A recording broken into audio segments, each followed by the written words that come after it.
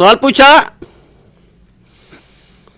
میرے والد صاحب کی رقم تھوڑی سی ناجائز تھی اور کام ایسا کرتے تھے، 2 نمبر کی حرام کی کمائی تھی، کیا اولاد اس کمائی کو خرچ کرے تو اولاد کو بھی گناہ ہوگا؟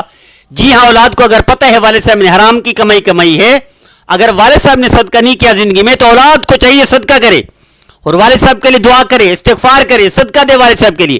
اور یہ ساری 2 نمبر کی جائیداد، حرام مال سارا بغیر نیت ثواب کے صدقہ کر دے، غریبوں کو دے دے، یتیموں کو، بیواؤں کو، ورنہ اولاد پر بھی گناہ ہوگا، ان کو بھی عذاب ہوگا مرنے کے بعد. کب تک جیئیں گے؟ جواب تو دینا ہے قبر میں.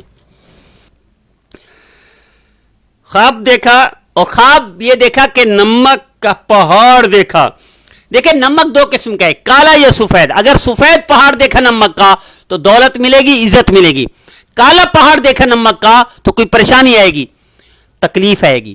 آپ فوری طور پر صدقہ کر دیں اور 2 رکعت نفل اللہ سے مانگے، اللہ اس برے اثرات سے خواب سے مجھے محفوظ فرما. اللہ محفوظ فرما دیں گے انشاءاللہ. سوال پوچھا آنکھوں کا پھڑکنا، کیا اس کا کوئی اثر ہے شریعت میں؟ کوئی اثر نہیں، کوئی حقیقت نہیں. آنکھیں پھڑکتی ہیں، پھڑکتی رہیں، جائیں کھڈے میں ہماری بلا سے، کوئی فرق نہیں پڑتا. سوچیں نہ، وہم نہ کریں، لیکن اگر وہم کریں گے تو وہ ہو جائے گا.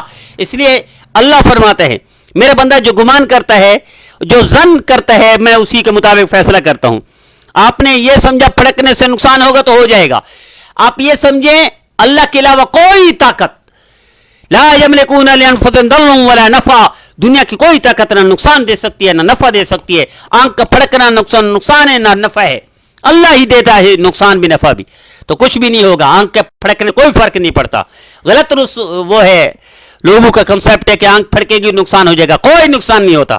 اللہ ہی ہے، لا الہ الا اللہ کا مطلب یہی ہے.